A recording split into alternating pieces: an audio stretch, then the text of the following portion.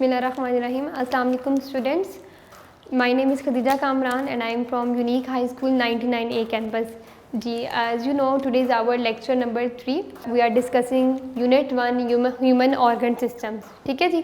तो आज के टॉपिक के अंदर हमने चूँकि अपने प्रीवियस लेक्चर नंबर 2 में हमने अपने लास्ट टॉपिक में लार्ज इंटेस्टाइन तक ये पूरा जो डाइजेशन का प्रोसेस है वो कंप्लीट होने के बाद हमने ये देखा था कि किस तरह से चाइम फीसिस में कन्वर्ट होकर बॉडी से बाहर रिलीज़ हो जाता है. ठीक है, तो यहाँ पर आपका जो प्रोसेस है वो कंप्लीट हो जाता है.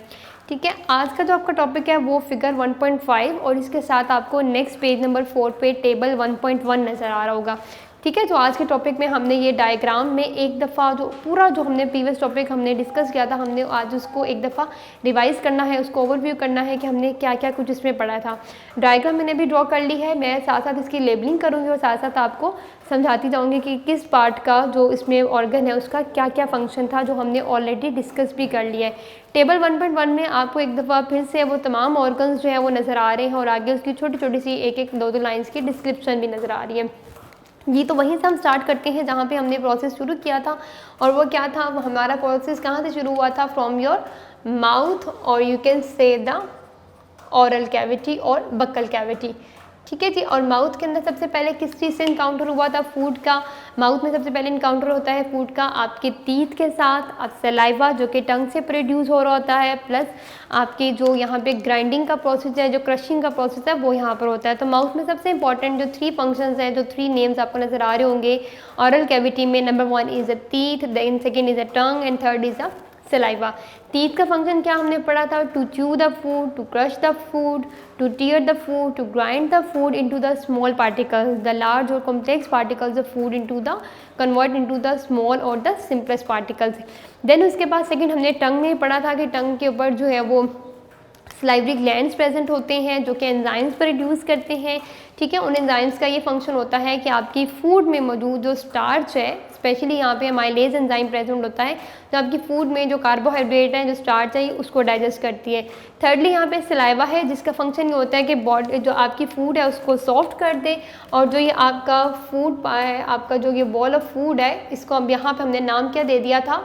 Do you remember that? Yes, हमने इसको यहाँ पे नाम दिया था इस बॉल ऑफ फूड का, बोलस का. ठीक है जी, तो अब यहाँ से ये बोलस आगे मूव करता है passing through your pharynx and then it will be move into the esophagus, that is also called the food pipe और द फूड कैनाल. ठीक है जी, अब ये बोलस इसमें कन्वर्ट जब इसमें मूव करता है तो आपको याद होगा हमने इसोफेगस के टॉपिक में ये पढ़ा था कि यहाँ पर जो वेव्स होती हैं, जो wave of contraction and relaxation है, जो मस्कुलर वेव्स होती हैं वो इस बोलस को मूव करवाती हैं from your mouth till your stomach. ठीक है, from your mouth till your stomach. Okay, और ये एक इनवॉलेंट्री एक्शन होता है. पेरिस्टाल्टिक मूवमेंट्स जो है वो एक्चुअली एक इनवॉलेंट्री एक्शन है कि एक दफ़ा जो फूड है वो आपके माउथ से, आपके फेरिंग से क्रॉस कर जाती है तो उसके बाद आप खुद से फूड को बाहर वापस नहीं ला सकते. हाँ, एक कंडीशन ऐसी ज़रूर आती है कि जब आपकी फूड बाहर आ जाती है, मतलब कि जब आपकी बॉडी के अगेंस्ट वो रिएक्शन होता है जिसको हम कहते हैं anti peristaltic movement. Anti peristaltic movements में क्या होता है कि यही जो मूवमेंट्स आपने माउथ से स्टमक तक पढ़ी हैं कि वो वेव लाइक मूवमेंट्स हैं जो कि मूव करवाती हैं फूड को माउथ से स्टमक तक, यही मूवमेंट्स इनको पेरिस्टाल्टिक कहते हैं. यही मूवमेंट्स अगर रिवर्स हो जाएं, यानी कि वो स्टमक से बैक हो जाएं अगर माउथ की तरफ, तो क्या होता है, क्या कंडीशन होती है जब आपकी फूड बाहर आती है? That is a vomiting condition. Okay, जब आपको वॉमिट होती है तो क्या होता है कि आपकी बॉडी से जो आप ही की डाइजेस्ट, आप ही की खाई हुई फूड होती है वो वापस बाहर आ जाती है. बट वॉमिटिंग कभी भी एक हेल्दी कंडीशन नहीं होती. डेफिनेटली कि आपको कोई हेल्थ इशू होता है, आपका स्टमक डिस्टर्ब है, कोई और आपको हेल्थ इशू है, तो उस वजह से जब आपको वॉमिट आती है तो वो आपकी कौन सी मूवमेंट्स होती हैं वॉमिटिंग के दौरान? They are the anti peristaltic movements. ठीक है, पेरिस्टाल्टिक में हमने ये पढ़ा था ना कि पेरिस्टाल्टिक मूवमेंट्स में क्या होता है कि फूड मूव करती है from your oesophagus till your stomach. ठीक हो गया. एंटी पेरिस्टाल्टिक में क्या होता है कि अगेंस्ट होते हैं इसके किस तरह से होगा ये कि ये स्टमक से वापस आएगी आपके माउथ में थ्रू वॉमिट, ठीक है, वॉमिट के थ्रू जब आपका फूड बाहर वापस आ जाती है। ये एक एक्स्ट्रा इन्फॉर्मेशन मैंने आपको इसलिए यहाँ पे मेंशन किया है कि हो सकता है आप में से किसी बच्चे के माइंड में ये क्वेश्चन आए कि मीन्स पेरिस्टाल्टिक मूवमेंट्स तो आपने इस तरह से बताई कि फूड अंदर जा रहे हैं, तो जब हमारी फूड जो हमारी अनडाइजेस्टेड या इस तरह से हमें जब वॉमिट होती है तो हमारी ही फूड जब बाहर आती है तो उस वक्त क्या होता है, उस वक्त बेटा ये जो मैकेनिज्म होता है वो एंटी पेरिस्टाल्टिक मूवमेंट्स का होता है और ये टोटली जो है वो अनहेल्दी कंडीशन है, नॉर्मली ऐसा नहीं होता, ठीक है जी। उसके बाद जब आपकी इसोफेगिस से बोलस जो है वो क्रॉस कर जाता है, यहाँ पे आपको याद होगा कि ये जो आपका फर्स्ट पार्ट है यहाँ से स्टमक, जहाँ से इसोफेगिस यहाँ से अटैच होता है स्टमक के साथ, ठीक है जी। यहाँ से अब आपका बोलस है वो मूव करेगा आगे स्टमक के अंदर। अब यहाँ पे जो स्टमक वॉल्स थी, ठीक है, स्टमक वॉल्स के बारे में आपने पढ़ा था कि वो मस्कुलर लेयर्स होती हैं, म्यूकस की बनी होती हैं और वो मस्कुलर लेयर्स कॉन्ट्रैक्शन और रिलैक्सेशन से उस फूड को फर्दर ग्राइंड करती हैं। प्लस स्टमक के अंदर हमने यहाँ पे क्या दो चीज़ें पढ़ी थी कि हाइड्रोक्लोरिक एसिड ऐड होता है और एंजाइम्स ऐड होते हैं। एंजाइम्स में स्पेशली कौन सा एंजाइम था, प्रोटीन डाइजेस्टिंग एंजाइम, ठीक है। और HCl का फंक्शन हमने क्या पढ़ा था, to kill the microorganisms, to kill the microorganism. ये सारा जो टॉपिक है आज का आपका उन प्रीवियस टॉपिक्स का आपका समराइज करके उसको रिवाइज करवाया जाएगा जो कि आपका टेबल 1.1 में गिवन है, ठीक है जी। एंजाइम्स यहाँ पे प्रोटीन डाइजेस्टिंग एंजाइम्स रिलीज होंगे, HCl क्या करेगा, माइक्रो ऑर्गेनिजम्स को किल करेगा एंड आफ्टर दैट यहाँ पे जो आपका बोलस ऑफ फूड था उसको हमने क्या नाम दे दिया था, यहाँ पे हमने उसको mixing of these HCl and enzymes, after the mixing of HCl enzymes we will turn the bolus into the chyme. और चाइम की कैसी कंसिस्टेंसी हमने पढ़ी थी स्टूडेंट्स, चाइम के हमने ये पढ़ा था ना कि वो मिल्क शेक लाइक कंसिस्टेंसी होती है उसकी, जिस तरह से मिल्क शेक होता है, ठीक है। उसके बाद अब यहाँ से जो आपका स्टमक, यहाँ से जो आपका ये चाइम है ये मूव करेगा, जो ये मिल्क शेक लाइक कंसिस्टेंसी है इसकी, कि आगे मूव करेगा towards the small intestine, the first part of small intestine. यहाँ पे जो ये आपको दो जंक्शन नजर आ रहे हैं, this one is called the duodenum, ठीक है जी, इसको हम पाइलोरिक स्फिंक्टर भी कहते हैं। और यहाँ पे आपका जो कि हार्ट के करीब होता है तो इसको हम कार्डियक स्फिंक्टर कहते हैं। दिस पाइलोरिक स्फिंक्टर यहाँ पे ड्यूडिनम जो कि स्मॉल इंटेस्टाइन का फर्स्ट पार्ट है, ठीक है।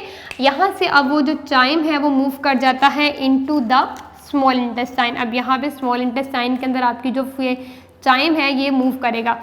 अब स्मॉल इंटेस्टाइन के अंदर आगे फर्दर क्या होगा, स्मॉल इंटेस्टाइन में आपको याद है कि हमने पढ़ा था स्टमक में कि फूड अभी पार्शियली डाइजेस्टेड है, अभी वो कम्प्लीटली डाइजेस्ट नहीं हुई स्टमक में, तो वो जो पार्शियली डाइजेस्टेड फूड है उसको फर्दर डाइजेस्ट करवाने के लिए स्टमक से आपके स्मॉल इंटेस्टाइन में लीवर से सिक्रीशंस ऐड होती हैं। एक हमने लीवर का पढ़ा था, एक हमने पेंक्रियाज का पढ़ा था, और मैंने वहाँ पे आपको ये मेंशन भी किया था कि जब मैं आपको लास्ट में इस पूरे टॉपिक का एक दफ़ा ओवरव्यू दूंगी तो मैं आपको बताऊंगी कि यहाँ पे क्या हुआ था, लिवर का एक कनेक्शन पॉइंट और ये पेंक्रियाज का। यू कैन सी कि ये दोनों से, ये देखिए ये जो लिवर से आ रहा है, मैं ग्रीन मार्कर ही यूज़ कर रही हूँ सो डैट कि आपको क्लियर होती है। ये देखिए ये, और ये यहाँ से ये पेंक्रियाज है, ठीक है, ये यहाँ से मूव करता हुआ ये स्मॉल इंटेस्टाइन पे पहुँच गया।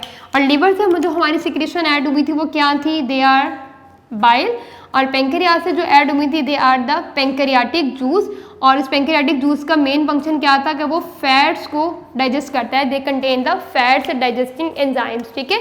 लिवर में से बाइल एंड पेंक्रियाज से pancreatic juice, they contain the fats digesting enzymes, और इन फैट्स को कन्वर्ट किया जाता है into the simplest particles which are the fatty acids, ठीक हो गया। अब ये आगे मूव करती है कहाँ पे, आपकी जो ये चाइम है, जो ये फूड थी आपकी, वो मूव करती है into the small intestine.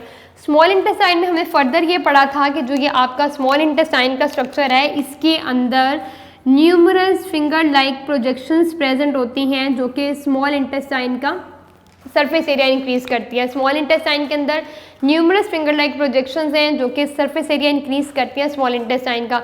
Finger like projections है वो किस तरह से होती हैं, they are in this way, ठीक।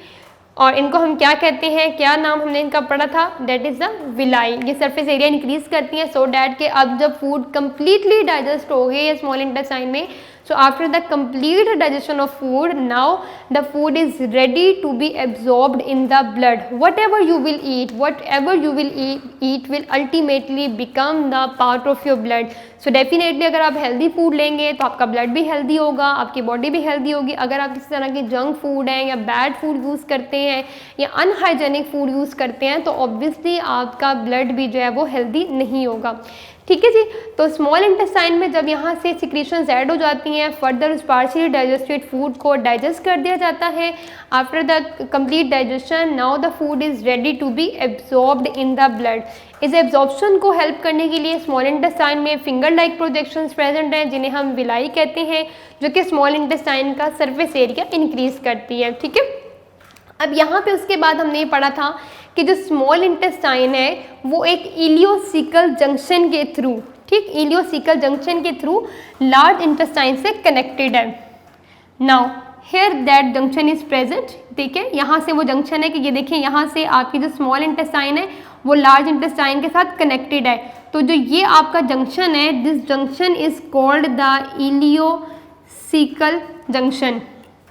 और मैंने आपको प्रीवियस टॉपिक में बताया भी था कि इसका नाम हमने इलियोसिकल जंक्शन क्यों रखा होता है, because it is the connection between the ilium which is the last part of small intestine and the caecum. This one is the caecum which is a part of the large intestine. तो इन दोनों का जो combination है, इस junction का नाम क्या होता है, इलियोसिकल जंक्शन. ठीक है, जहाँ से स्मॉल इंटेस्टाइन कनेक्ट होती है लार्ज इंटेस्टाइन. ये लार्ज इंटेस्टाइन का लास्ट पार्ट है, प्रॉक्सिमल पार्ट है, जिसको हम सीकम कह रहे हैं. ओके, अब यहाँ से जो चाइम था, जो आपका स्टमक से चाइम का जब आपने वर्ड दिया, उसके बाद अभी चाइम मूव कर जाएगा आपकी लार्ज इंटेस्टाइन के अंदर. जैसे ही वो लार्ज इंटेस्टाइन में जाएगा, अब वो फूड नहीं है, अब वो अनडाइजेस्टेड प्रोडक्ट है, अनडाइजेस्टेड वेस्ट है बॉडी का, जिसको अब हम नाम देंगे chyme convert into the faeces. और कितना टाइम लगता है ये भी हमने डिस्कस किया था कि लार्ज इंटेस्टाइन में कितना टाइम लगता है फूड को मूव करने के. It takes about the 18 to 24 hours. ठीक है जी. Now the undigested food will move into the large intestine, here in the large intestine. ठीक है, रेड से शो किया हुआ है. And this one is the final ending of the large intestine, that is the anus. ठीक है जी. इस एनस के थ्रू, इस फाइनल एग्जिट के थ्रू जो ओपनिंग है बॉडी से बाहर, आपके जो अनडाइजेस्टेड फूड है, जो वेस्ट प्रोडक्ट है फिसिस के फॉर्म में, वो बॉडी से बाहर रिलीज हो जाता है. ओके स्टूडेंट्स, ये पूरी जो कंप्लीट डिस्क्रिप्शंस है ये अगेन उन्होंने आपको जो है टेबल 1.1 में गिवन है. जो वेस्ट प्रोडक्ट है, जो फीसिस है, जो एनएस के थ्रू रिलीज होते हैं, they are the totally waste product. उसके अंदर कोई भी बॉडी के लिए ऐसे कोई न्यूट्रिएंट्स प्रेजेंट नहीं होते, टोटली जो है वो वेस्ट होते हैं, वो अनडाइजेस्टेड होते हैं, सॉर्ट ऑफ सेल्स होते हैं उसमें, या कुछ भी ऐसे कंपोनेंट्स होते हैं जो हमारी बॉडी के लिए यूजफुल नहीं होते, उसको वेस्ट प्रोडक्ट में रिलीज कर दिया जाता है. That is a useless waste in the form of the faeces also. ठीक है जी. एनएस के थ्रू ही आपके बॉडी से बाहर रिलीज हो जाता है. तो ये एक दफ़ा आपके पूरे टॉपिक का ओवरव्यू है जो हमने लेक्चर 1 से स्टार्ट किया था कि डाइजेस्टिव सिस्टम क्या होता है, उसकी एनाटमी क्या है, डाइजेशन क्या है. तो इस पूरे टॉपिक के अंदर आपको एक दफ़ा अंडरस्टैंड हो गया कि माउथ से लेकर एनएस तक जो आपकी फूड है बोलस में कन्वर्ट हुई, बोलस से वो चाइम में कन्वर्ट हुई, चाइम में वो आगे फर्दर जो है वो फीसिस में कन्वर्ट, और फीसिस फाइनली जो है जो यूजलेस वेस्ट है वो आपकी बॉडी से बाहर रिलीज हो जाता है. ठीक है, ये फिगर तो आपने कोशिश कीजिएगा, प्रैक्टिस कर लीजिएगा इसकी, अदरवाइज़ ये आपको ड्रॉ करनी आनी चाहिए, ईजी है ये. ठीक है, तो टेबल 1.1 जो इसके साथ है ये आपके उन प्रीवियस टॉपिक्स का सारा उन्होंने समराइज़ करके बता दिया. जब आप प्रीवियस सारा लेसन याद कर लेंगे जो लॉन्ग क्वेश्चन नंबर 1 है, उसके बाद जब आप ये टेबल 1.1 एक दफ़ा गो थ्रू करेंगे तो आपको बहुत इजीली अपना जो सारा टॉपिक है जो लॉन्ग क्वेश्चन नंबर 1 है वो इजीली आपको समझ आ जाएगा, आपको ज़्यादा अच्छा याद हो जाएगा. ठीक है, तो यहाँ तक हमारा डाइजेस्टिव सिस्टम तो कंप्लीट हो गया है. अब हमने जो नेक्स्ट टॉपिक स्टार्ट करना है, बोर्ड में रेज कर देती हूँ. अब हमने नेक्स्ट टॉपिक जो स्टार्ट करना है वो हमने करना है डिसऑर्डर्स का. इसी टेबल के नीचे आपका नेक्स्ट टॉपिक स्टार्ट हो रहा है डिसऑर्डर्स ऑफ डाइजेस्टिव सिस्टम. जी, तो आज हमारा जो नेक्स्ट टॉपिक है that is disorders of digestive system.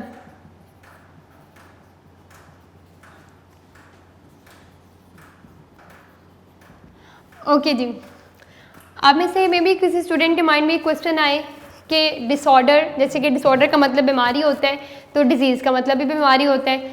तो डिजीज़ और डिसऑर्डर में क्या डिफरेंस हुआ, ठीक है, दोनों का मतलब तो बीमारी है ज़ाहिर, तो दोनों हम एलिमेंट को कहते हैं, लेकिन इन दोनों में डिफरेंस क्या होता है। देखिए बेटा, डिजीज़ एक ओवरऑल टर्मिनोलॉजी है, ठीक है, जैसे कि आप कह सकते हो, यू कैन से कि जिस तरह से टाइफाइड है, ये एक डिजीज़ है, इसमें ओवरऑल पूरी बॉडी जो है वो इसमें विक्टिमाइज हो जाती है, पूरी बॉडी जो है वो इन्फेक्ट करती है, ठीक है, सिम्टम्स आती हैं और ये सब कुछ होता है, ठीक है, वो डिजीज़ है, आपकी बीमारी है, यानी पूरी बॉडी इसमें सफ़र कर रही है किसी न किसी फॉर्म में। डिसऑर्डर का मतलब, जैसे कि एक वर्ड आपने ऑर्डर पढ़ा हुआ है, ऑर्डर कहते हैं किसी चीज़ का सीक्वेंस में होना, ठीक है, डिसऑर्डर यानी कि वो अपने सीक्वेंस से हट गई है, ठीक, मतलब क्या वो ख़राब तरीके से वो प्रॉपरली परफॉर्म नहीं हो रहा, क्या उसमें प्रॉब्लम आई, ठीक, इसको हम कहते हैं डिसऑर्डर। अब डिसऑर्डर जो होती हैं वो बॉडी के किसी स्पेसिफिक पार्ट की है, जैसे कि अब यहाँ पे डिसऑर्डर्स ऑफ डाइजेस्टिव सिस्टम में वो तमाम सिर्फ हमने वो डिसऑर्डर्स डिस्कस करनी है, वो प्रॉब्लम्स या वो इश्यूज डिस्कस करने हैं जो कि सिर्फ रिलेट करेंगे डाइजेस्टिव सिस्टम को, ठीक है। सिमिलरली आप डिसऑर्डर्स ऑफ सर्कुलेटरी सिस्टम भी पढ़ेंगे, आप डिसऑर्डर्स ऑफ नर्वस सिस्टम भी पढ़ेंगे, तो जहाँ पर जिसकी डिसऑर्डर आएगी आप उसमें सिर्फ उस टॉपिक से या उस सिस्टम से रेलिवेंट आप वहाँ पे प्रॉब्लम्स या इश्यूज को डिस्कस करेंगे, ठीक है। तो डिसऑर्डर ऑफ डाइजेस्टिव सिस्टम में अब हम सिर्फ वो इश्यूज डिस्कस करेंगे, हम सिर्फ वो प्रॉब्लम्स डिस्कस करेंगे जो हमें डाइजेस्टिव सिस्टम से रिलेटेड जो है वो नज़र आएंगे। आपके ऑल्दो की बहुत सारी डिसऑर्डर्स एंड डाइजेस्टिव सिस्टम की आपके सिलेबस में जो गिवन है, जो आपकी बुक में गिवन है, वो 3 है। Number 1 is the constipation, the very common disorder is a constipation. Normally हमें से हर इंसान लाइफ के कभी ना कभी स्टेज पे हम इस डिसऑर्डर से सफ़र करते हैं, ठीक है जी, दैट इज़ अ कॉन्स्टिपेशन। अब इसके अंदर होता क्या है, आपको याद होगा कि हमने ये पढ़ा था कि स्मॉल इंटेस्टाइन के अंदर जो है आपकी फूड जो एब्जॉर्ब हो जाती है, ठीक है, उसके बाद वो आगे मूव करती है लार्ज इंटेस्टाइन की तरफ। अब लार्ज इंटेस्टाइन की तरफ जब वो मूव करती है तो उस वेस्ट प्रोडक्ट में से आगे जो फर्दर है उसमें से जो वाटर है, अगर उसकी एब्जॉर्प्शन नहीं हो पाती, ठीक है, जब वो वाटर एब्जॉर्ब नहीं होता उसमें से, ठीक, यानी कि जो आपका वेस्ट प्रोडक्ट है, जो आपका अनडाइजेस्टेड वेस्ट है, वो बहुत ज़्यादा हार्ड हो जाता है, ठीक है। वो हार्ड क्यों हो जाता है कि उसके अंदर वाटर प्रेजेंट नहीं होता, तो वो इतना हार्ड हो जाता है कि वो बॉडी से बाहर रिलीज़ नहीं हो पाता, बॉडी से बाहर मूव आउट नहीं कर पाता। और ये आमतौर पे ये डिसऑर्डर क्यों होती है, because of the lack of dietary fibre. आप अगर बहुत ज़्यादा जो है वो हार्ड फूड यूज़ कर रहे हैं जो कि सख्त है, जो कि आपको डाइजेशन में टाइम लगेगा डाइजेस्ट करने में, ठीक है, उसमें डाइटरी फाइबर्स की कमी है, लैक ऑफ डाइटरी फाइबर्स, वो तमाम ऐसी डाइट जिनके अंदर अगर डाइटरी फाइबर्स प्रेजेंट नहीं है, जो खाने में आपको जो है वो टाइम टेकिंग है, डाइजेशन में टाइम टेकिंग है, तो वो जो तमाम ऐसी जो आपकी फूड आइटम्स हैं वो आपको कॉन्स्टिपेशन कॉज कर सकती हैं, that is because of the lack of dietary fibres. और इसकी वजह से क्यों होता है, बिकॉज के इस कंडीशन में लैक ऑफ वाटर होता है इंटेस्टाइन के अंदर, वाटर की जो है वो एब्जॉर्प्शन जो है वो नहीं हो पाती, तो इस वजह से जब वो वाटर जो उसके अंदर चूँकि वाटर प्रेजेंट नहीं होता, तो जो फीसिस हैं, जो स्टूल हैं, वो हार्ड हो जाते हैं। जब वो फीसिस या स्टूल हार्ड हो जाते हैं तो क्या होते हैं कि वो बॉडी से बाहर रिलीज़ नहीं हो पाते, तो जो वही वेस्ट प्रोडक्ट है वो आपके रेक्टम के अंदर जो है वो स्टोर रहता है, ठीक है। और ये इसको कॉन्स्टिपेशन को हम वैसे तो लगता है शायद कि कोई इतना बड़ा इशू नहीं है, but no, it's one of the mother of disease, इसके बारे में कहा जाता है medically, it's a mother of disease. ये बहुत सी दूसरी बीमारियों का बाइस भी बन सकता है। क्यों? क्योंकि देखें, जो आपका वेस्ट प्रोडक्ट है, जो अनडाइजेस्टेड वेस्ट है आपकी बॉडी का, उसके अंदर ऐसे हार्मफुल कंपाउंड्स भी, ऐसे कंपोनेंट्स भी मौजूद होते हैं जो कि आपकी बॉडी के लिए नुकसानदेह, आपकी बॉडी के लिए हार्मफुल है। इनका बाहर निकलना, इनका बॉडी से रिलीज़ होना ही हमारी बॉडी के लिए ज़रूरी है, हमारी बॉडी के लिए इसेंशियल है, ठीक है। तो लैक ऑफ डाइटरी फाइबर्स की वजह से जो है ये प्रॉब्लम आती है। इसके ट्रीटमेंट्स भी कुछ उन्होंने बताए हुए हैं। ट्रीटमेंट्स इसके बहुत सिंपल हैं, आप अपना लाइफस्टाइल ऐसा रखें कि एक्सरसाइज भी इसमें ऐड हो, बिल्कुल इस तरह का सीडेंट्री लाइफस्टाइल, बैठे रहने का रिलैक्सिंग लाइफस्टाइल नहीं होना चाहिए। You must do some sort of the exercise, drinking lot of water, taking dietary fibers, ठीक है। ये इसके कुछ हम ट्रीटमेंट्स यहाँ डिस्कस कर लेते हैं, कैसे हम कॉन्स्टिपेशन को अवॉइड कर सकते हैं इस डिसऑर्डर को, बाय डूइंग एक्सरसाइज। आजकल जैसे आप लोग घरों में भी हैं तो कोई ना कोई अपनी एक्सरसाइज, कोई ना कोई अपनी फिजिकल एक्टिविटी ज़रूर रखें ताकि जो आप जो है वो हेल्दी लाइफ गुजारें। देन उसके बाद आप इसमें अपनी डाइट के अंदर ऐसे न्यूट्रिएंट्स ऐड करें which contain the loads of dietary fibre, जिनमें से एक बड़े कॉमन डाइटरी फाइबर जो कि हम बनाना या जितने भी प्लांट्स वाली जो फूड होती है, आमतौर पे लीफी फूड है, उनमें डाइटरी फाइबर्स प्रेजेंट होते हैं, एक कॉमन ट्रीटमेंट जिसके लिए हम करते हैं वो इसबगोल उसके लिया जाता है, ठीक है। That is one of the very very common dietary fibre जो हम अपनी डाइट के अंदर ऐड करते हैं, उसको वार्म मिल्क में ऐड करके आप उसको ले सकते हैं अगर कॉन्स्टिपेशन का इशू होता है। आमतौर पे हम ये यूज़ भी करते हैं, एक होम रेमेडी है हमारी। देन उसके बाद ड्रिंकिंग प्लेंटी ऑफ वाटर, बहुत ज़्यादा पानी पीने से भी आप अपनी इस जो प्रॉब्लम है कॉन्स्टिपेशन की इसको ओवरकम कर सकते हैं, क्योंकि वो जो स्टूल होता है, वो जो फीसेस है वो ड्राई होता है, उसके अंदर वाटर नहीं प्रेजेंट होता, तो इसलिए उसको बॉडी से बाहर इजेक्ट आउट होने में, बॉडी से बाहर रिलीज होने में टाइम लगता है, प्रॉब्लम होती है। तो इस वजह से आपको you must take the plenty of water, you should take the dietary fibres, जो आपको ऐसी डाइट जिनमें डाइटरी फाइबर्स प्रेजेंट है लाइक बनानास, इसबगोल उसके इसका एक कॉमन ट्रीटमेंट है। लीफी वेजिटेबल्स हैं, जितने भी लीफी वेजिटेबल्स हैं they are the rich source of dietary fibres, ठीक है, वो आप ऐड कर सकते हैं। किसी भी तरह की कोई भी एक्सरसाइज, चाहे आप वॉक कर रहे हैं, जॉगिंग कर रहे हैं, कोई ना कोई एक्सरसाइज अपनी लाइफ के अंदर, अपनी डेली रूटीन के अंदर ऐड रखें टू अवॉइड द कॉन्स्टिपेशन, ठीक है जी। उसके बाद हम आगे मूव करते हैं द नेक्स्ट। अब ये इसके बिल्कुल ऑपोजिट है। कॉन्स्टिपेशन में हमने ये पढ़ा था ना कि जो वाटर है वो एब्जॉर्ब नहीं हो पाता, तो क्या होता है, वाटर बहुत ज़्यादा एब्जॉर्ब हो जाता है। जब वो वाटर बहुत ज़्यादा एब्जॉर्ब हो जाता है तो जो फीसिस हैं वो हार्ड हो जाते हैं। जब वो फीसिस हार्ड हो जाते हैं तो वो बॉडी से बाहर रिलीज़ नहीं हो पाते, ठीक है, उसमें एक्सेस ऑफ वाटर एब्जॉर्ब हो जाता है लार्ज इंटेस्टाइन के अंदर। अब इसके बाद जो नेक्स्ट है आपकी वो है जी डायरिया। डायरिया, ठीक है, इसको कॉमनली हम लूज मोशन भी कहते हैं। अब इसके अंदर क्या होता है, कॉन्स्टिपेशन में तो ये हुआ ना कि एक्सेस ऑफ वाटर एब्जॉर्ब हो गया तो फीसेस हार्ड हो गए, इतने हार्ड हो गए कि बॉडी से बाहर रिलीज नहीं हो रहे। डायरिया में क्या होता है कि डायरिया में जैसे कि लूज मोशन, इसमें प्लेंटी ऑफ वाटर प्रेजेंट होता है, बहुत ज़्यादा वाटर प्रेजेंट होता है कि जो वाटर है उसकी एब्जॉर्प्शन ही नहीं हो पाती, ठीक है। इसमें लैक ऑफ वाटर एब्जॉर्प्शन आप कह सकते हैं, lack of water absorption in the large intestine, water absorb नहीं हो पाता। जब वाटर एब्जॉर्ब नहीं हो पाएगा तो क्या होगा कि जो फीसेस होंगे they will become the watery. और इसका सबसे बड़ा जो हमें बॉडी के ऊपर हार्मफुल इफेक्ट होता है वो ये होता है कि एक्सेस ऑफ वाटर आपकी बॉडी से जो वाटरी फीसेस की फॉर्म में, जब एक्सेस ऑफ वाटर रिलीज हो जाता है, जब एक्सेस ऑफ वाटर आपकी बॉडी से बाहर रिलीज हो जाता है तो आपकी अपनी बॉडी के अंदर पानी की कमी हो जाती है। उसको हम डिहाइड्रेशन की एक कंडीशन कहते हैं। डायरिया में आमतौर पर क्या होता है कि डिहाइड्रेशन हो जाती है पेशेंट को। डिहाइड्रेशन क्यों हो जाती है, क्योंकि बार बार जब वाटरी फीसेस बॉडी से बाहर रिलीज़ करते हैं, ठीक है, उसकी वजह से बॉडी का जो अपना वाटर है, जो वाटर इनटेक बॉडी की अपनी चल रही होती है, वो भी साथ में उसकी ख़त्म हो रही होती है। तो डिहाइड्रेशन की कंडीशन इसमें हो सकती है। इसके लिए जो ट्रीटमेंट्स हैं वो ये होते हैं कि पेशेंट को ये चाहिए कि एक तो वो प्रॉपर मेडिकल ट्रीटमेंट, जिसमें आमतौर पे हम देखते हैं ORS है, पीडियाश्योर है, इस तरह के हम कुछ जो है वो सप्लीमेंट्स ऐड करते हैं ताकि वो जो आपकी बॉडी से बाहर जो आपका जो वाटर रिलीज़ हो रहा है बॉडी से बाहर फीसेस की फॉर्म में, तो उस डिहाइड्रेशन को ओवरकम किया जा सके, ठीक है जी। तो डायरिया क्यों होता है कि उसमें जो है वो वाटर जो है वो एब्जॉर्ब ही नहीं हो पाता इंटेस्टाइन के अंदर, और इस वजह से डायरिया की प्रॉब्लम होती है। और कॉन्स्टिपेशन में हमने क्या पढ़ा था कि एक्सेस ऑफ वाटर एब्जॉर्ब हो जाता है तो स्टूल हार्ड हो जाते हैं, फीसेस हार्ड हो जाते हैं और बॉडी से बाहर रिलीज नहीं हो पाते। ये दोनों एक दूसरे के ऑपोजिट हैं। इसके ऊपर एक लॉन्ग क्वेश्चन भी है आपका, लॉन्ग क्वेश्चन नंबर 2, ठीक है, वो भी मैं अभी आपको जब डायरी दूंगी तो मैं आपको बताऊंगी कि आपने वो लॉन्ग क्वेश्चन याद भी करना है इसके साथ। इसके बाद जो लास्ट है जी आपका वो है अल्सर। अल्सर कॉमनली आपने सुना भी होगा। जो लास्ट डिसऑर्डर है हमारी डिसऑर्डर ऑफ डाइजेस्टिव सिस्टम में, the last one is about the ulcer, one of the very interesting disorder.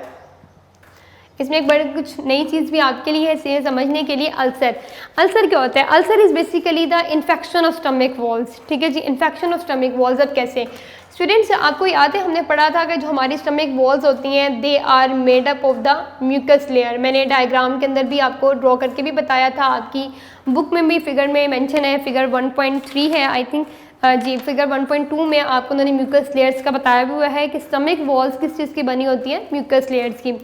Ulcer में क्या होते हैं? Ulcer is basically the inflammation of the stomach walls. Ulcer is the inflammation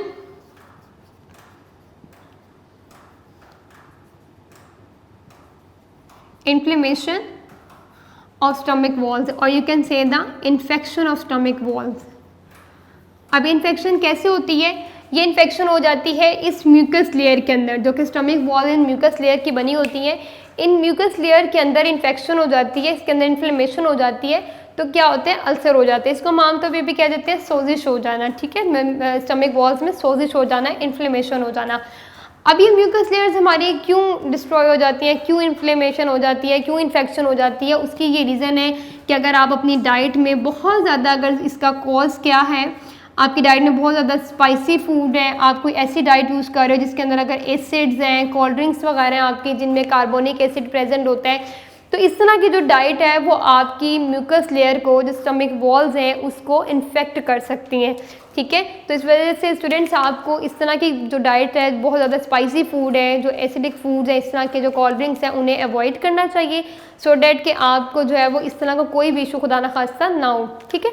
तो अब यहाँ पर आपके माइंड में शायद एक क्वेश्चन आएगा, कुछ स्टूडेंट सोचेंगे कि हमारे अपने स्टमक के अंदर भी तो हाइड्रोक्लोरिक एसिड प्रेजेंट होता है, तो वो फिर हाइड्रोक्लोरिक एसिड हमारे अपनी ही स्टमक वॉल्स को क्यों नहीं हार्मफुल होता। उसकी रीज़न ये है कि नो डाउट के हाइड्रोक्लोरिक एसिड, ये एक बड़ा अच्छा क्वेश्चन है, अगर आपके माइंड में आता है ये क्वेश्चन, नो डाउट के हाइड्रोक्लोरिक एसिड आपके स्टमक वॉल्स रिलीज़ कर रही हैं, मगर उस हाइड्रोक्लोरिक एसिड जो है वो स्टमक वॉल्स को इसलिए हार्मफुल नहीं हो सकता, इसलिए उसे नुकसान नहीं पहुंचा सकता कि जो ये बहुत थिक कोटिंग है म्यूकस की, ये उससे प्रोटेक्ट कर रही है, ठीक है, ये आपकी स्टमक वॉल्स को प्रोटेक्ट कर रही है, यहाँ पे ये प्रोटेक्शन प्रोवाइड कर रही है। हमने पढ़ा भी था ना कि 3 लेयर्स जो हमें स्टमक वॉल्स के अंदर हमने पढ़ी थी, 3 लेयर्स पढ़ी थी, तो जो ये म्यूकस होती है, ये म्यूकस लेयर्स इसे प्रोटेक्शन प्रोवाइड कर रही होती है। लेकिन अगर आप कॉन्टीन्यूसली स्पाइसी फूड यूज़ कर रहे हैं, कुछ इस तरह की आप एसिडिक फूड यूज़ कर रहे हैं, तो उससे आपकी mucus layer Aahista Aahista damage होगी। जब वो डैमेज होगी तो उसके अंदर इन्फेक्शन हो जाएगी, जब वो इन्फेक्शन होगी तो वो आपको अल्सर कोज कर सकती है, ठीक है। तो इस तरह के जो पेशेंट्स होते हैं जिन्हें अल्सर का प्रॉब्लम होता है, उन्हें डॉक्टर्स जो ट्रीटमेंट्स के लिए बताते हैं, यहाँ पे ट्रीटमेंट्स भी मेंशन है, मैं ट्रीटमेंट भी लिख देती हूँ। तो इसका ट्रीटमेंट क्या होता है, कोर्स तो हमने ये पढ़ा था कि बहुत ज़्यादा स्पाइसी फूड लेने से, बहुत ज़्यादा आपको जो है इस तरह के जंक फूड लेने से या एसिडिक फूड लेने से अल्सर की प्रॉब्लम हो सकती है। ट्रीटमेंट इसका ये है बेटा कि जिनको अगर खुदा ना खासा ये प्रॉब्लम हो जाती है, तो इसके ट्रीटमेंट्स में जो बेसिक ट्रीटमेंट्स होते हैं वो ये होता है कि पेशेंट शुड ऐड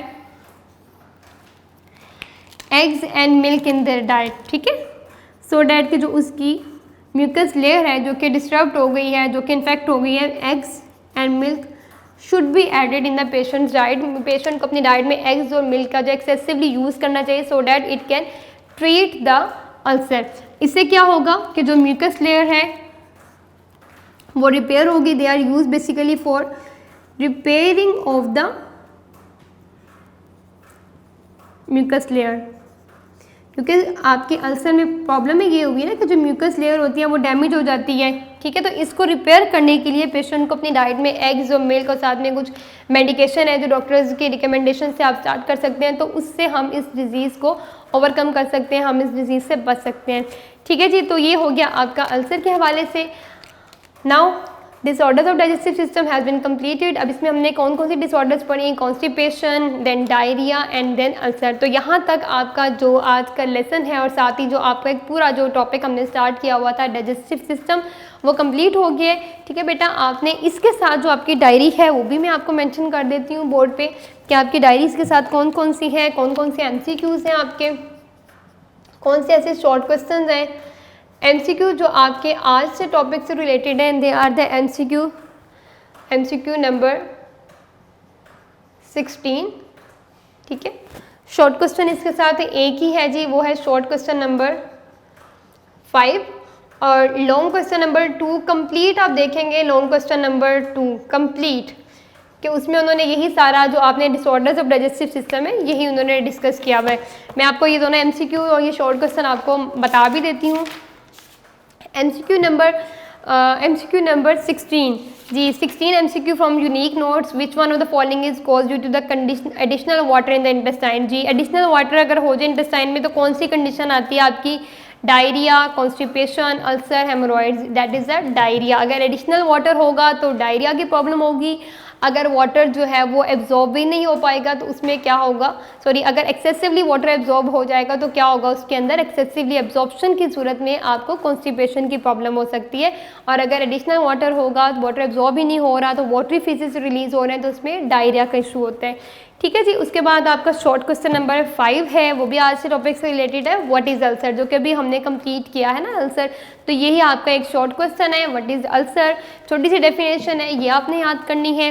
और सेकेंडली इसके साथ ही आपका जो लॉन्ग क्वेश्चन नंबर 2 है, right a note on diarrhoea and lung cancer. अब इसमें जो फर्स्ट पार्ट है ना डायरिया, वो हमारा इस टॉपिक से रिलेटेड है, वो हमने पढ़ लिया है। तो आपने इस लेक्चर नंबर 3 के साथ आपने लॉन्ग क्वेश्चन नंबर 2 का वो पार्ट जिसमें सिर्फ डायरिया को डिस्कस किया ना, आपने बेटा अभी सिर्फ वो याद करना है। इसके साथ दूसरा पार्ट है ना लंग कैंसर, तो लंग कैंसर इंशाल्लाह जब हम रेस्पिरेटरी सिस्टम पढ़ेंगे तो वहाँ पे लंग कैंसर पढ़ेंगे, तो वो फिर आपने वहाँ पे याद करना है। अभी फिलहाल उसे याद नहीं करना आपने MCQ number 16, short question number 5 और लॉन्ग क्वेश्चन नंबर 2 का हाफ पार्ट जिसमें डायरिया डिस्कस हुआ है, आपने सिर्फ इतना याद करना है। ठीक है बेटा जी। तो यहाँ तक आपका जो एक पूरा सिस्टम है वो कंप्लीट हो गया। होप सो कि आपको समझ आया होगा। ठीक है स्टूडेंट्स, तो घर पे रहें और अपने घर वालों का बहुत सा ख्याल रखें, प्रिकॉशनरी मेजर्स लें और बहुत सा अपना ख्याल रखें, अपने पेरेंट्स का, सबका। सो इंशाल्लाह ताला आपको ये लेक्चर समझ आ रहे होंगे और लेक्चर्स के अकॉर्डिंगली ऑनलाइन क्लासेस में जो आपको लेक्चर्स डिलीवर किए जा रहे हैं उसके अकॉर्डिंगली अपने साथ के साथ अपनी डायरी ज़रूर याद करें। ओके स्टूडेंट्स, ओके, अल्लाह हाफिज़।